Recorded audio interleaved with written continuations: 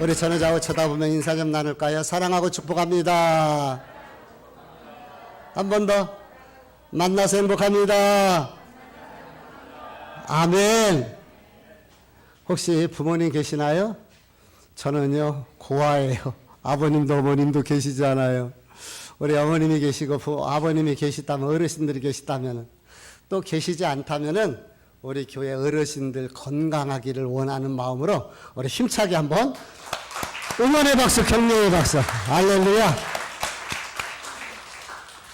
지난 월요일 날 목사님들과 대화를 하면서 결혼 기념일, 사모님 생일에 대해서 이야기를 나눴어요.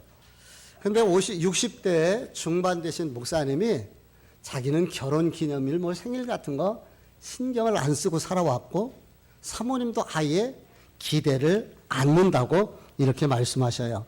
그랬더니 옆에서 듣고 있었던 50대 목사님이, 아니 목사님 어떻게 그럴 수가 있습니까? 사모님 결혼 기념일과 사모님 생신은요, 생존을 위해서도 알고 있어야 됩니다. 만약에 요즘 그렇지 않으면요, 잘못하면 당근 마켓에 남편 팝니다 하고 올라가는 수가 있어요. 이렇게 얘기하는 바람에 우리가 한바탕 웃었습니다. 실제로 미국 테네시스주의 시니드 부인이란 분은요, 진짜로 남편을 TV에다 딸려서 팝니다. 이렇게 신문에다가 광고를 냈다고 합니다. 남편이요, 되게 이 축구 광이었나 봐요. 이게 불만이 좀 많았나 봐요. 그래서 남편을 판다고 광고에 냈더니 이게 웬일입니까? 그런 남편 사겠다고요, 전화가 수십 통 와가지고요. 나중에 마음이 편했는지 남편은 팔지 않고 TV만 팔겠다고 이렇게 했다고 합니다. 미국 여성들은 결혼한 내 남편 어디 갔나요? 라는 이런 질문을 자주 한다는 거예요. 무슨 뜻이냐면은 결혼할 때는 따뜻했죠. 배려하고 친절하고 그렇게 자상했던 남편인데 시간이 지나가면서, 세월이 지나가면서 이놈의 남편이 어떻게 내 편이 아니고 남의 편이 되죠. 그렇게 이기적이고 이렇게 무뚝뚝하고 가정은 등한시하고 그러다 보니까 남편이 변하는 거예요. 그래서 그때 결혼한 내 남편, 그때 그 내 남편 어디 갔느냐라는 의미에서 이렇게 이야기를 한다는 거예요. 어디 내 남편만 그렇겠습니까? 남편들 입장에서는요, 결혼한 내 아내는 어디 갔습니까? 찾을 수가 있어요. 연애할 때 그렇게 상냥했죠. 다정했죠. 나만 챙겨줬던 그 여인이 시간이 지나가면서 왜 이렇게 변해갑니까? 남편을 무시하고 사람들 앞에서도 함부로 대하고 큰 소리 내는 아내. 그래서 결혼한 내 아내는 어디 갔습니까? 하고 찾을 수 있게 되는 거죠. 가정의 달 5월입니다. 여러분의 가정은 안녕하십니까?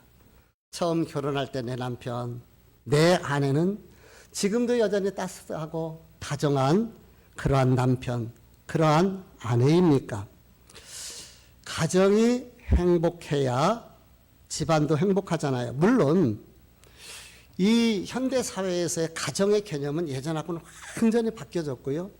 또 홀로 거하는 가정들도 참 많습니다. 그런데 제가 말씀드리는 것은 보편적 개념에서 말씀을 드리니까 양해를 해 주시기를 바라고요. 아이들이 어리다면 아직 그것은요, 부모가 자주 화목해야 된다.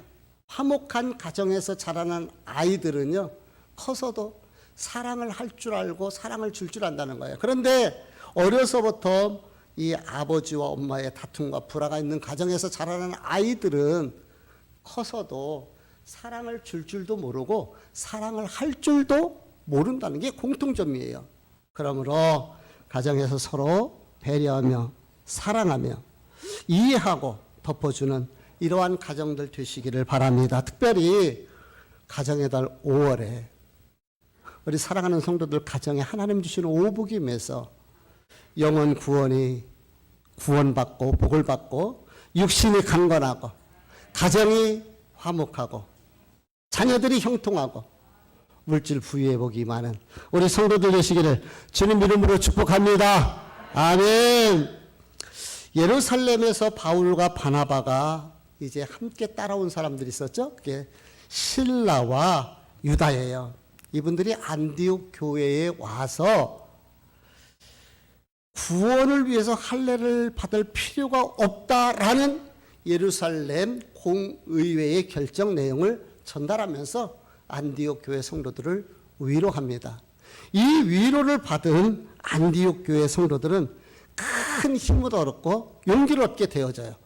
그리고 이제 이 사명을 잘 감당한 이 유다와 실라는 다시 예루살렘으로 복귀하는 거예요. 이제 남겨진 이 바나바와 바울은 안디옥 교회 성도들을 말씀으로 가르쳐요. 하나님께서 그 교회에 큰 은혜를 주십니다. 그래서 한바탕 할례 문제 때문에 교회가 홍역을 치루었던데 이제 이 문제가 해결되면서 교회가 평안하여 든든히 세워져 갔습니다. 한국 교회도 코로나라는 홍역이 한바탕 휩쓸고 지나갔어요. 이제 감사하게도 실외에서는 마스크를 벗게 됐어요. 근데 보니까 다 아직도 마스크 쓰고 다니더라고요. 또 교회나 공연장에서 음식물을 섭취할 수 있게 되었습니다. 코로나도요, 이제 1급 전염병이 아니라 국가관리는 2급으로 낮아져 가지고 격화됐어요. 이제 본격적으로 코로나와 함께 살아가는 이런 시대가 됐습니다. 한국교회도 이에 발맞추어서 세 가지의 단어에 집중하는데 따라서 해볼까요? 치유, 회복, 부흥. 이 세 가지에 집중해서 이제 코로나로 휩쓸고 갔지만 코로나의 홍역을 치렀지만 다시 하나님의 은혜로 한국교회들이 하나님 치유하고 회복되고 부흥하는 역사가 일어나게 해달라고 이런 기도들을 함께 하고 있습니다. 치유라는 말은 이 국어사전에 보니까 치료를 받아 병이 나음이라고 이렇게 얘기를 해요. 근데 교회에서는 치료라는 단어도 많이 쓰긴 하지만 치료라는 단어보다 치유라는 단어를 더 많이 쓰는 것 같아요. 그러면 치료와 치유와는 어떤 차이가 있을까? 위키백과 사전에 보면은 치유는 심리적인 안정감을 주는 것, 병을 치료하는 뜻도 있으나 치료는 심리적으로 안정감을 준다는 의미는 없다라고 해석을 해요. 그러니까 이게 무슨 얘기냐면 치료는 그렇게 몸의 건강, 육체의 치료를 의미하고 치유는 육체의 건강뿐만 아니라 내적 마음의 질병까지 치료해서 회복되는 것을 치유라고 이렇게 말한다는 것이죠. 코로나로 인해 흔들리고 약화되어지고 무력해졌던 우리의 영과 육이 치유되어지기를 원합니다. 치유의 상태를 우리가 회복되었다고 그렇게 말해요. 신앙이 회복되고 열정이 회복되고 하나님을 향한 믿음과 사랑이 회복되어지고 내적으로 외적으로 회복되어지는 회복의 역사가 있기를 바랍니다. 이렇게 충만하게 회복된 상태를 우리는 부흥했다라고 얘기를 해요. 부흥한다. 그래서 부흥은 일어난다라는 뜻을 가지고 있는데 나태함에서 일어나고 연약함에서 일어나고 흔들리던 신앙에서 일어나는 것, 이것이 바로 부흥인 줄 믿습니다. 결국 치유, 회복, 부흥은 동일선상에 있는 점진성을 가지고 있는 거예요. 같은 묶음인 거예요. 그래서 이 치유가 회복으로 부흥으로 점진되어지는 것이죠. 지난주에 여주사랑 중보기도회를 인도하면서 우리 목사님들과 함께 부르짖어서 주님, 이 땅에 치유의 능력을 주시고 회복의 은혜를 주시고 부흥의 축복이 일어나게 해달라고 부르짖어서 함께 기도했습니다. 기도해야 돼요. 우리 부르짖어야 됩니다. 하나님 앞에 회복되고 부흥하는 역사가 있게 되려고 우리의 영혼이 회복되어지고 치유되고 부흥하는 이러한 역사가 있게 달라고 우리 함께 기도하는 성도들 됐으면 좋겠습니다. 안디옥 교회가 교리 문제로 갈등과 분란이 일어났습니다. 그래서 한바탕 시끄러웠는데 유다와 실라가 내려와서 그 예루살렘 공회에서 결정된 사항을 전달하면서 그들을 위로하고 권면하고 또 바울과 바나바의 말씀을 통해서 치유되고 회복되고 부흥하는 역사가 나타났던 것처럼 우리 열린 축복교회도 하나님 치유하여 주옵소서, 회복되게 하여 주옵소서, 부흥하게 하여 주옵소서. 아멘.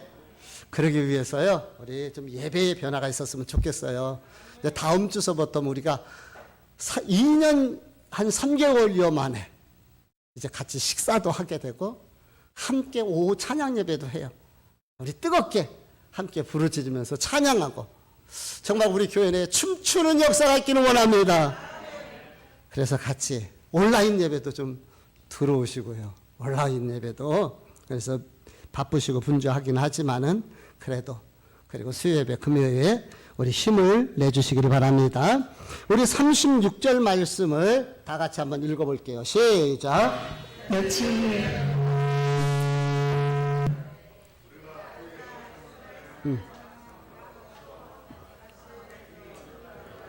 예, 요 마이크. 예. 아까 저 했는데 또 올려졌었나 봐요. 자, 36절 말씀이 며칠 후 바울이 바나바더러 말하되 우리가 주의 말씀을 전한 각성으로 다시 가서 형제들이 어떠한가 방문하자 하고, 이게 무슨 얘기냐면 이제 안디옥 교회가 든든하게 서 가니까 바울이 바나바에게 우리 1차 전도 여행을 하면서 개척해서 세웠던 그 교회들을 우리 다시 방문해서 예루살렘 교회에서 결정된 사항을 전달해 주자고 제안을 하는 거예요. 그러니까 바나바도 좋다고, 우리 같이 다시 우리가 개척한 교회를 향해 가자고 그렇게 기꺼이 승낙을 했는데, 누구와 함께 가느냐라는 문제를 가지고 다툼이 일어나는 거예요. 바나바는 자기 조카이기도 하고 1차 전도 여행에 함께 동참했었던 이 마가 요한과 함께 가자고 해요. 근데 바울은 안 됩니다. 마가는 우리와 함께 갈 수 없습니다. 라고 반대를 했어요. 왜 바울이 마가 데려가는 것을 반대했을까요? 우리 38절 말씀을 다 같이 읽어봅니다. 38절 시작. 바울은 밤빌리아에서 자기들을 떠나 함께 일하러 가지 아니한 자를 데리고 가는 것이 옳지 않다 하여. 네, 지금 이 말은 사도행전 13장 13절의 말씀과 연결되는데, 우리 사도행전 13장 13절 말씀을 해서 한번 찾아볼게요. 바로 앞에 있으니까. 사도행전 13장 13절 전에 설교했던 것을 기억하는 의미에서 우리 같이 13장 13절을 읽어봅니다. 시작. 바울과 및 동행하는 사람들이 바보에서 배 타고 밤빌리아에 있는 버가에 이르니 요한은 그들에게서 떠나 예루살렘으로 돌아가고. 예, 이게 무슨 얘기냐면은 바울과 바나바가 1차 전도 여행을 떠나서 여러 교회를 개척했어요. 그때 누가 함께 동행을 했느냐면은 마가 요한이라는 사람이 함께 동행을 한 거예요. 그런데 무슨 일이 있었는지 중간에서 전도팀에서 이탈을 해버린 겁니다. 그래서 예루살렘으로 돌아가 버렸어요. 그러니까 바울은 그때 일을 기억하면서 마가를 데려갈 수가 없다라는 것이고, 바나바는 그때는 마가의 믿음이 좀 부족하고 좀 어렸는데 이제 많이 성장했으니까 달라졌을 것이다.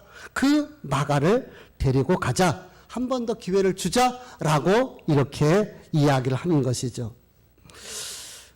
왜 마가는 중간에서 선교 여행 중에 포기하고 돌아갔을까? 그 정확한 이유는 잘 알 수가 없는데, 선교하러 삼촌이 가자 그러니까 아마 따라 나섰던 것 같아요. 근데 막상 선교지에 가니까 쉽지가 않잖아요. 선교 현장이. 어려운 일들이 얼마나 많고 위험한 일들이 얼마나 많았겠습니까? 지금도 그런데 예전에는. 거기에다 먹는 거 자는 거 하나하나가 다 불편하고 힘든 거예요. 그러니까 중간에서요, 포기하고 예루살렘으로 돌아간 거죠. 팩트는 중간에서 마가가 포기하고 돌아갔다는 거예요. 이런 마가 문제로 인하여서 두 사람이 다툼이 일어난 거예요. 자, 여러분은 누구의 의견이 맞는가 잘 들어보세요. 제가 손을 들으라고 할 테니까요. 잘 들어보시기를 바랍니다. 한 번 배신한 놈은 또 배신한다. 선교의 현장에 나가면 일사불란하게 움직여야 되는데 선교팀이 똘똘 뭉쳐야 되는데 지난번처럼 마가가 돌발 행동을 해서 또 이탈하게 된다면 선교팀 전체가 어려워질 수 있다. 그러니까 마가를 데려갈 수가 없다. 이것이 바울의 주장인 거예요. 반면에 바나바의 주장은 그래도 한 번 더 기회를 주자. 이 마가가 많이 성숙한 것 같으니까 이제 바나바가 훌륭하게 성장할 수 있도록 이렇게 기회도 주고, 그래서 우리가 우리 후대로 마가가 성장할 수 있도록 우리가 기회를 주자라고 주장하는 것이 바나바의 주장인 거야. 그러니까 강경하게 한 번 하면 안 되는 놈은 안 되는 거다. 또 한 번 기회를 주자. 자, 여러분들은 바울의 주장이 맞다고 생각하는 분, 바울의 주장이 맞다. 나는 바나바의 주장이 맞다. 바나바.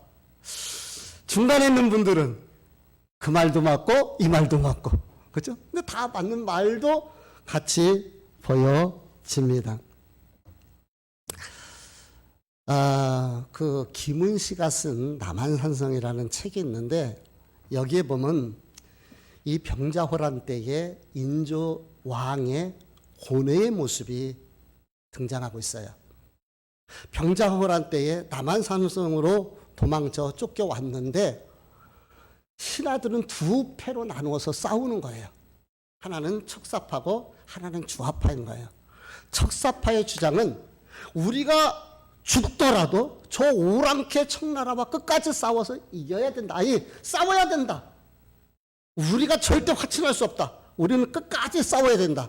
라고 주장하는 것이 척사파였고, 주하파는 그래도 우리가 화친을 맺어서 사직 종묘를 지켜야 되는 거 아니냐. 그래서 화친을 하자.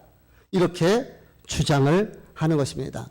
사실 병자호란에 일어나게 된 것은 청나라가 명나라를 공격하려고, 그러다 보니까 명나라와 깊은 유대 관계를 가지고 있는 조선이 배후에서 공격을 하게 된다면 어렵단 말이에요. 그러니까 새로 일어났던 이 후금, 그 청나라가 그 조선을 손을 봐놓은 다음에 명나라를 치려고, 그래서 쳐내려온 것이 바로 병자호란이라는 것이거든요. 척사파들은 끝까지 싸워야 한다는 그 배경 속에는 명나라에 대한 4대 사상이 깊이 자리를 메고 있습니다. 유대 관계를 깊이 가져왔어요. 그래서 정말 깊은 유대 관계를 가지고 있었던 이 조선에서는 저 오랑캐 같은 청나라와 우리가 화친 맺어가지고 그렇게 이 형제의 우위를 가질 수가 없다. 우리가 의리가 있지라고 주장하는 것이고, 주하파는 아니 언제적 명나라냐. 명나라는 이미 기우는 해다. 청나라가 새롭게 일어나는데 우리 청나라에게 화친해서 우리 새로운 질서를 만들어보자. 이렇게 주장하는 거예요. 두 가지 주장에서 어떤 것이 맞는 것 같습니까? 바울의 주장과 이 척사파, 처하파의 주장이 비슷한 모습인 거예요. 이 인조왕은 고뇌할 수밖에 없었고 결국 척사파의 주장을 따라서 성불을 걸어갖고 싸우다가 결국 삼전도의 치욕을 당하는 이런 일들이 있었던 것이죠. 지금도 똑같습니다. 북한에 대한 태도에 대해서 정치적인 이념에 따라 한쪽에서는 미국과 동맹 관계를 굳건하게 해서 이 국방을 강화해서 힘으로 우리나라를 지켜내야 된다라고 주장하는 사람들이 있고요. 반면에 전쟁이 일어나면 다 죽는다. 그러니까 대화로 문제를 풀어야 되고, 그러기 위해서 북한의 영향력을 가지고 있는 중국과 유대 관계를 강화해야 된다. 그러니까 미국 편에 가야 돼요? 중국 편에 가야 돼요? 참 쉬운 문제가 아닌 것이죠. 또 중국과 미국은 지금 상당히 적대 관계에 있지 않습니까? 참 어려운 문제예요. 이게 생각처럼 쉬운 문제가 아니라 말입니다. 인생도 마찬가지예요. 어떤 문제 앞에 우리가 선택할 때가 있어요. 이 길이 맞을까? 이 길이 옳을까? 사업을 할 때도 이것을 해야 될까? 이것을 해야 될까? 우리가 갈등을 할 때가 있어요. 선택이 중요합니다. 잘한 선택은 두고두고 복이 되지만 잘못된 선택은 두고두고 아픔이 되어지는 것이에요. 그래서 하나님의 은혜를 구하며 기도해야 되는 줄 압니다. 하나님이 지혜를 주셔야 돼. 하나님이 인간적인 방법으로 해서는 안 되는 거예요. 바울과 바나바가 마가 때문에 갈등이 일어났고 나중에는요, 이 사람으로 인해서 두 사람이 다투고 갈라지는 거예요. 쉽게 얘기하면은 선교 단체가 사람 때문에 갈라지고 쪼개지고 상처를 입게 되는 거죠. 우리 노예 내에 한 교회가 지금 어려움이 있어요. 두 파로 갈라져서 어려운 가운데 있는데 사람의 방법이 아니라 하나님의 방법, 감정이 아니라 믿음으로 말보다 앞서야 될 것이 기도입니다. 중요한 얘기예요. 다시 잘 들어보시길 바랍니다. 사람의 방법이 아니라 하나님의 방법입니다. 감정이 아니라 믿음으로, 말이 앞서는 것이 아니라 기도가 앞서야 되는 거예요. 근데 애석하게도 바울과 바나바는 기도보다 감정이 앞서는 거예요. 말이 앞섭니다. 하나님의 뜻을 묻고 서로 기도해야 되는데 그 내용이 없어요. 그러면서 서로 감정을 주장하다 보니까 자기 주장을 감정을 내세워서 하다 보니까 정말 훌륭하신 분들이에요. 그런데 이분들이 평생 치명적인 상처와 아픔을 갖게 되는 이 갈등과 상처, 찢어짐, 아픔을 경험하게 되는 거예요. 자, 이런 말씀의 배경을 가지고 우리가 조금 다른 각도에서 한번 살펴볼게요. 하나님은 사람을 사용하실 때 그 사람이 근본적으로 가지고 있는 기질과 성품을 사용하셔요. 기질과 성품을 통해서 각각에 맞게 하나님 일하시는 것을 보게 됩니다. 우리 사도행전 4장 36절에서 37절의 말씀을 같이 읽어보도록 합니다. 시작. 앞에. 예, 시작. 구브로에서 난 레위족 사람이 있으니 이름은 요셉이라. 사도들이 일컬어 바나바라 하니 그가 밭이 있음에 팔아 그 값을 가지고 사도들의 발 앞에 두니라. 예, 바나바는 정말 하나님 앞에 헌신하는 분이고 자기의 모든 소유까지 하나님 앞에 헌신했던 이런 멋있는 분이에요. 근데 원래 이분의 이름은 요셉이에요. 요셉. 그런데 성품 자체가 정말 따스하고 배려하고 이렇게 친절한, 위로하는 그런 분이었던 것 같아요. 그러니까 초대교회 제자들이 바나바의 그 성품을 보면서 야, 진짜 바나바는 위로하는 데는 탁월한 은사를 가지고 있구나. 사람들의 마음을 편안하게 해주는구나. 그래서 위로의 아들이라는 뜻에서 바나바라는 이름을 붙여준 거예요. 그러니까 이 사람의 성품이 어떤가, 어떻게 신앙생활하는가를 우리가 이해할 수가 있습니다. 바울이 다메섹 도상에서 예수님을 만나고 그가 완전히 삶이 바뀌어지잖아요. 그런데 초대교회 지도자들 그 누구도 바울을 만나주지 않고 인정해주지 않는 거예요. 왜냐하면 바울이 옛날에 했던 그 행동 때문에 그런 거예요.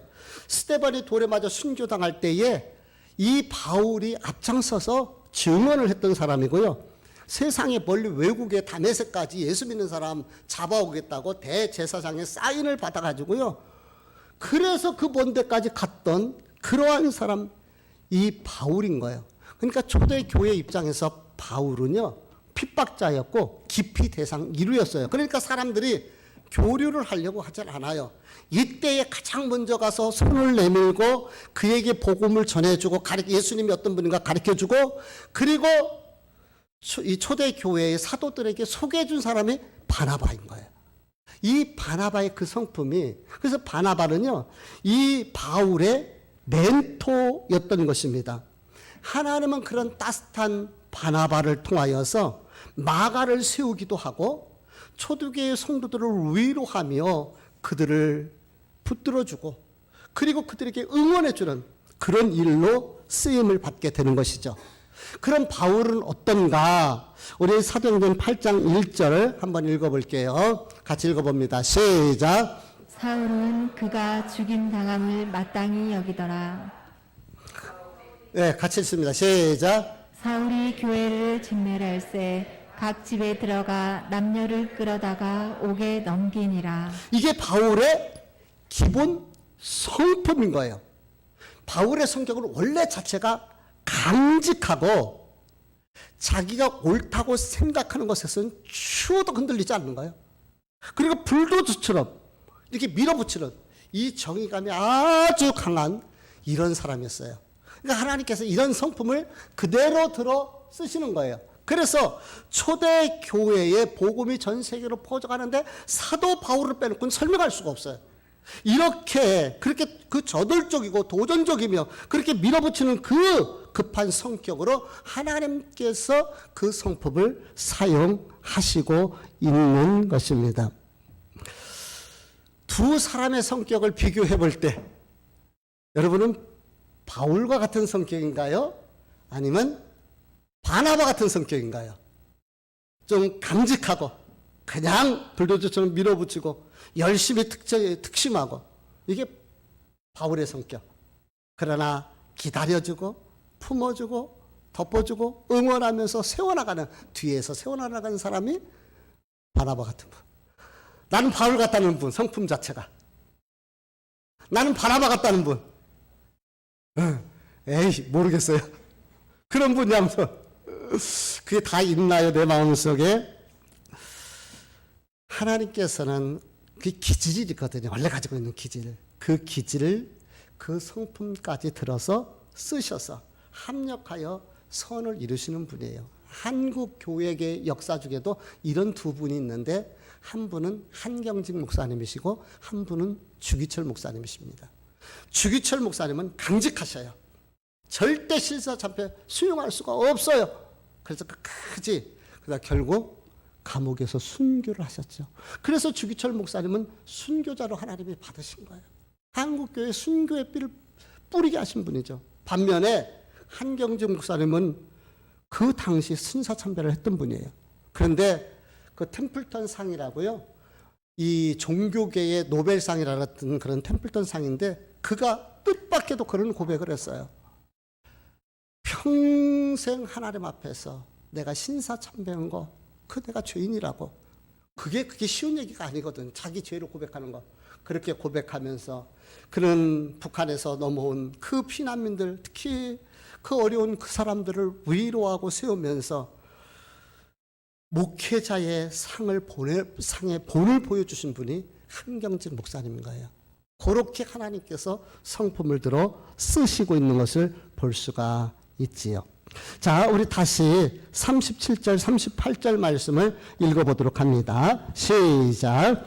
바나바는 마가라 하는 요한도 데리고 가고자 하나 바울은 밤빌리아에서 자기들을 떠나 함께 일하러 가지 아니한 자를 데리고 가는 것이 옳지 않다 하여. 예. 믿음과 관계가요, 이 바울과 바나바 두 분의 관계가 보통 관계가 아닙니다.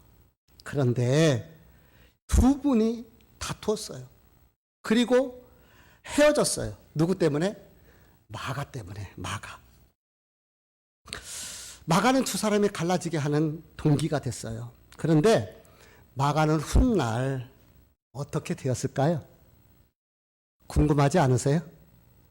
궁금하면 500원. 마가가 어떻게 됐을까요? 자, 디모데 전서 우리 4장 11절, 빌레몬서 1장 24절 말씀을 함께 같이 보도록 합니다. 시작. 내가 올 때에 마가를 데리고 오라. 그가 나의 일에 유익하니라. 나의 동역자 마가. 자, 이거는 바울이 마가를 나중에 소개하면서 썼던 것이에요. 근데 바울이 마가를 향해서 뭐라고 얘기합니까? 나의 일에 유익한 사람이라고 그랬어요. 그리고 나의 동역자라고 그렇게 표현을 하는 거예요. 아니, 싹이 노랗다고 가능성이 없다고 포기했던 마가인데 그가 나의 일에 유익한 자, 나의 동역자라고 이렇게 칭찬하는 거예요. 도대체 무슨 일이 있길래 이 마가가 이렇게 바뀌어질 수가 있었느냐는 것이죠. 베드로전서 5장 13절 말씀을 볼게요. 같이 읽어봅니다. 시작. 택하심을 함께 받은 바벨론에 있는 교회가 너희에게 무난하고 내 아들 마가도 그리하느니라. 여기 보니까 바울은 이 마가를 얼마나 사랑했던지 내 아들 마가 친아들이라는 개념이 아니에요. 영적 아들. 그래서 바울에게 영적 아들이 디모데라면 베드로에게는 마가가 영적 아들이었던 거예요. 예전에 마가는 중간에 힘들다고 도망치고 땡땡이 치고 뺑소니 쳤던 이런 사람인데 어떻게 이게 가능할 수가 있었을까요? 바로 바나바 때문이었어요. 바나바의 그 기다림, 그 섬김, 품어함, 그 따뜻함이 결국 함께 사역하게 해서 이 마가, 그 훌륭한 지도자를 만든 것입니다. 마가가 얼마나 귀하게 아름답게 쓰임받았는지를 몰라요. 그래서 오죽했으면 내 아들이라고 그 초대 교회의 베드로 사도에게 그런 사랑과 인정을 받았겠습니까? 뿐만 아니라 이 마가는요, 저와 여러분에게까지도 깊은 영향력을 미치는 분이에요. 왜 그런지 아십니까? 이 마가는 성령의 감동하심을 받아서 마가복음을 기록해서 우리에게 남기신 분이에요. 그러니까 마가가 이분이 계시지 않았더라면은 마가복음은 이 땅에 탄생할 수가 없는 거예요. 우리가 그 마가복음의 그 주옥 같은 하나님의 말씀을 알 수 있었던 것은 이 마가가 있었기 때문에 가능한 것이에요. 우리가 39절 말씀을 다시 읽어볼게요. 같이 읽어봅니다. 시작. 서로 심히 다투어 피차 갈라서니 바나바는 마가를 데리고 배 타고 구부로 가고. 그렇게 두 사람 관계가 정말 멘토 관계거든. 바울과 바나바의 관계가. 그런데 서로 융납하지 못해서 결국은 이렇게 갈라서게 됐는데 그 마가가 이렇게 훌륭하게 성장할 수 있었던 것은 이 바나바의 사랑과 끌어안 그 섬김이 이런 사람을 만들어낼 수가 있었다는 것이죠. 자, 우리는 이런 본문의 말씀을 가지고 이제 중요한 게 적용이잖아요. 그러면 나에게 어떻게 적용을 할 것인가? 하나님은 우리에게 저마다의 성품과 기질을 주셨어요. 나쁜 성격, 나쁜 기질은 없습니다. 다 하나님께서 기본적으로 주셨어요. 그러나 우리는 이 두 사람을 통해서 배울 수가 있는 것이 보완이 필요하다는 것이죠. 뭐요? 보완. 바울은 바울대로, 바나바는 바나바대로 하나님께서 그 성품을 사용하셨지만은 만약에 바울이 그 강직하고 그 까칠했던 성격을 조금만 좀 누그러뜨리고 수용하며 포용할 수 있는 그러한 사람이 되었다면은 아마 두 사람은 그렇게 다투면서 갈라지는 그 상처를 남기지는 않았을 것이고 바울이 존귀하게 쓰임받았지만 더 크게 쓰임받을 수 있었다. 그런 생각이 듭니다. 물론 하나님께서는 저와 여러분에게 원래 주신 성품이 있습니다. 그것이 장점이 된 것이죠. 그러나 자신 중에서 부족한 부분은 있을 거예요. 그렇죠? 그 부족한 부분을 보완하여 쓰임받으면 하나님 앞에 더 귀하게 쓰임받을 수 있다는 것이죠. 요즘 MBTI 성격 검사가 되게 유행입니다. 그런데 하나님께서 내게 주신 장점은 개발하여 더 그 장점에 쓰임받게, 반면에 단점은 보완해서 더 하나님 앞에 귀하게 쓰임받는 성도들, 이것이 지혜로운 성격인 것이에요. 급하고 강한 분은 한 템포만 줄이세요. 그러면서 주변을 볼 수 있는, 대신 너무 유해서 우유부단하고 그렇게 한 성도들은 조금 바울처럼 강하게 도전적으로 열정을 가질 이러한 필요성이 있게 되는 것이죠. 두 번째로는 바울과 바나바의 성품을 가지고 계신, 또 이 두 성품을 가지고 계신 한 분이 있습니다. 사람은요, 이 바나바의 이 강직한 성품과 바울의 강직한 성품과 바나바의 그 부드럽고 유한 이것을 두 개 갖기가 사실 사람은 힘들어요. 근데 이런 분이 한 분 계신데 그분은 바로 예수 그리스도십니다. 우리 주님이 그러신 거예요. 우리 주님에게는 두 가지 성품을 다 가지고 있는데 바로 공의와 사랑인 거예요. 공의와 사랑. 바울의 성품을 토탈적으로 평가를 한다면 공의라고 볼 수가 있는데 바나바의 성품은 사랑이라고 볼 수가 있습니다. 공의와 사랑. 죄를 지었으면 반드시 죄에 대한 대가를 받아야 됩니다. 이게 공의인 거예요. 그래서 예수님께서 십자가에 매달린 이유는 공의 때문에 매달린 거예요. 공의. 죄를 지으면 반드시 죄에 대한 대가를 받아야 되는 거예요. 우리가 죄를 졌기 때문에 반드시 죄에 대한 대가를 받아야 되는 거예요. 이게 예수님의 십자가의 공의의 모습입니다. 그런데 우리 점의 십자가를 피할 수 있었습니다. 그럼에도 불구하고 그분이 십자가에 오르신 이유는 사랑 때문인 거예요. 우리 주님이 십자가를 치지 않으시면 우리가 그 죄에 대한 대가를 다 받아야 되기 때문에 그 사랑이 저와 여러분을 대신해서 십자가에 올라가신 것이죠. 그래서 이 십자가는 공의와 하나님의 사랑이 교차하는 것이 바로 십자가인 것이에요. 이 십자가 위에서 우리 주님은 저와 여러분의 죄를 대신해서 죽으셨고 사랑으로 우리를 위해서 용서하며 부르신 것이에요. 그래서 십자가는 공의와 사랑이 교차하는 것, 하나님의 공의와 하나님의 사랑이 있는 곳이에요. 다시 두 사람을 비교해서 보면은 바울이 마가를 버렸잖아요. 이것은 하나님의 공의인 거예요. 하나님 버린 거예요. 그러니까 만약에 바울도 바나바처럼 마가를 그래 잘했다만 했다면은 마가가 훗날 이렇게 귀하게 아름답게 쓰임 받을 수 없었을지도 몰라요. 우리는 가정이니까 그래 다 나를 사랑해 주는구나. 자기 반성도 없었을 수도 있어요. 근데 한쪽에서 매몰차게 과거를 하면서 하니까 마가가 그런 생각을 하지 않았겠습니까? 그래 나는 실패한 놈이야. 그래 나는 버림받을 수밖에 없어. 그래 나는 잘못했잖아. 그런데 바나바가 끌어안는 것처럼 하나님께서 나에게 기회를 주셨으니까 그 과거의 잘못을 딛고 내가 이제는 그러지 말아야지. 이런 모습으로 성장하지 않았을까라는 생각이 들게 되는 거죠. 뿐만 아니라 바울이 버린 그 마가를 바나바는 사랑으로 끌어안았습니다. 이것은 우리 하나님의 사랑인 거예요. 버림받을 수밖에 없는 저와 여러분을 포기하지 아니하시고 끝까지 품으셔서 우리를 사랑하시고 자녀 삼으시고 구원해 주신 하나님의 성품. 그래서 여러분 십자가를 볼 때 저 위의 십자가는 하나님의 공의를 생각할 수 있는 것이고 수평의 막대기는 하나님의 사랑을 우리가 볼 수가 있게 되는 것이에요. 그러면은 이 말씀을 나에게 어떻게 적용을 해야 할 것인가?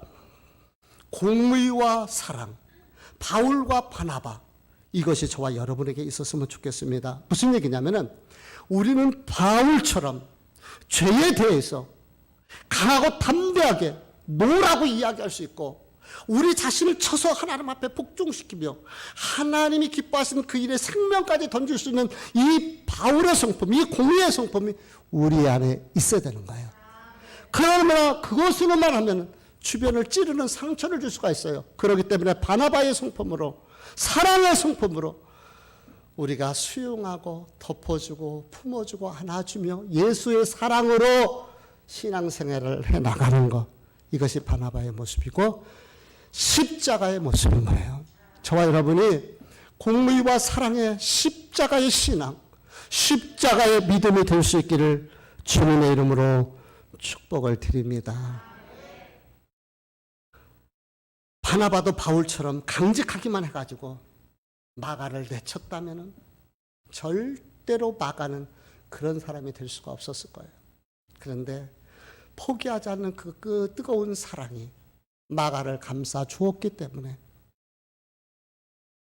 또한 바울의 그 공의가 그를 징계했기 때문에 그 마음을 품고 마가가 세워진 것처럼 사랑하는 성도 여러분, 먼저 된 저와 여러분은 아직은 믿음이 연약하고 부족한 성도들을 바나바처럼 사랑으로 끌어안고 섬겨주며 응원해주고 위로해주고 격려해주고 기도해주시는 이런 성도들이 되시기를 주님 이름으로 축복합니다.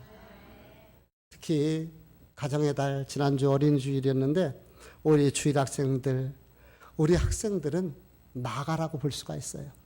다음 세대를 이끌어갈 수 있는 마가. 저와 여러분의 바나바가 되어졌어. 우리 학생들을 응원해주고 축복해주며 기도해주시고 후원해주시는 이런 성도들이 되시기를 주님의 이름으로 축복합니다. 기도하시겠습니다.